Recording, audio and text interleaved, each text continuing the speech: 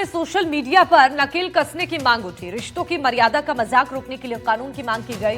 BJP प्रदेशाध्यक्ष मदन राठौड़ ने राज्यसभा में मुद्दा उठाया। अशोभनीय कंटेंट को समाज के लिए जहर बताया। मदन राठौड़ ने सरकार से सख्त कानून बनाने की मांग की है और नाबालिगों को डिजिटल प्रदूषण से बचाने की जिम्मेदारी की भी बात उन्होंने संसद में उठाई।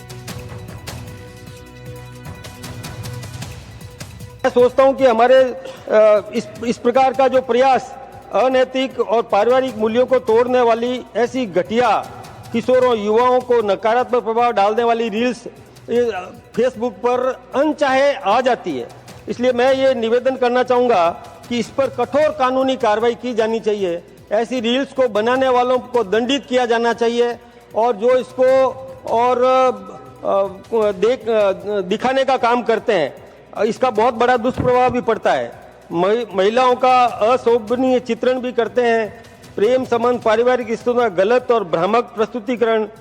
और मैं ऐसे हमारे यहाँ पर ऐसे एक्ट भी हैं, आईटी एक्ट 2000 और आईटी एक्ट 2021 में कुछ प्रावधान तो है, लेकिन ऐसे रील आधारित कंटेंट तेजी से फैलाने वाली अश्लील शॉर्ट वीडियोस पर नियंत्रण हेतु कठोर कानून बनाए जाने का मैं ये निवेदन करना चाहूंगा।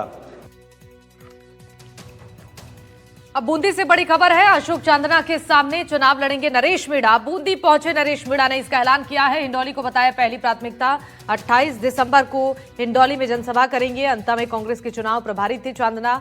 अंता में नरेश मीणा को यहां हार का सामना करना पड़ा था। देखिए, मेरा मन है कि मैं अगली बार 2028 का चुनाव इस बूंदी की धरती से ऐलान कर रहा हूं कि अगली बार 2028 का चुनाव नरेश मीणा 2 सीट में चुनाव लड़ेगा और उसमें से हो सकता है हिंडोली भी एक हो। अशोक जी चांदना साहब एक किसान घर में पैदा हुए हैं, उससे आशा करते थे हम कि वो किसानों के लिए हितों के लिए काम करेंगे, लेकिन उसने जिस तरह से पिछले लोकसभा चुनाव में प्रहलाद गुंजल को हराने का काम किया, उसने जिस तरह से मेरे को और वहाँ पे जो मेरे साथ एक बीजेपी से भी एक किसान के बेटे को टिकट मिला था, मैं चुनाव लड़ने के बाद भी मैंने जो मोरपाल सुमन किसान का बेटा चुनाव लड़ रहा था उसके खिलाफ एक शब्द नहीं बोला। लेकिन जिस तरह से अशोक चांदना ने वहां जाकर जिस तरह से प्रमोद जैन भाई एक धन्ना सेट के लिए काम किया है, उसको ये जनता नहीं भूलेगी, किसानों के बेटे कभी नहीं भूलेंगे।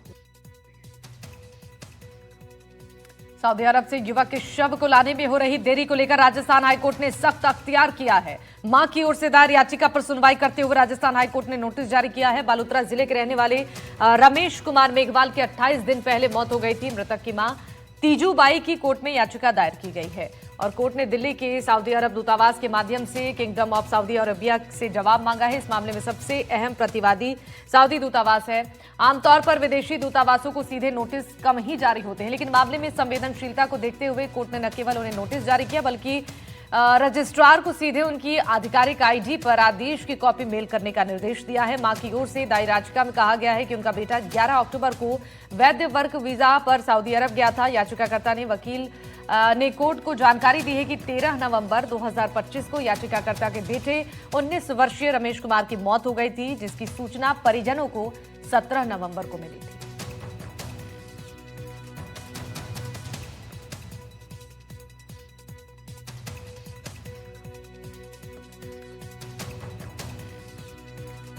सवाई माधोपुर की इस घटना ने पूरे प्रदेश को हिलाकर रख दिया है। एक पिता के हाथों से उसका मासूम बेटा छीन लिया गया और अब सवाल यही है कि क्या जंगल और इंसान की दूरी इतनी कम हो चुकी है कि हर साल किसी परिवार को अपने बच्चे की लाश उठानी पड़े। ये सिर्फ एक मौत नहीं बल्कि चेतावनी है कि प्रकृति से खिलवाड़ की कीमत बहुत भारी है।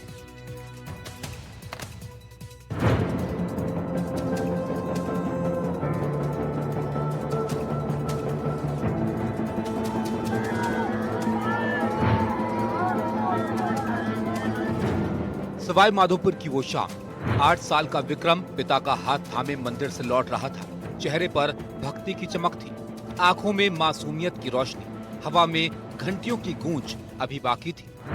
लेकिन अचानक झाड़ियों से निकली एक परछाई और पल भर में सब कुछ बदल गया।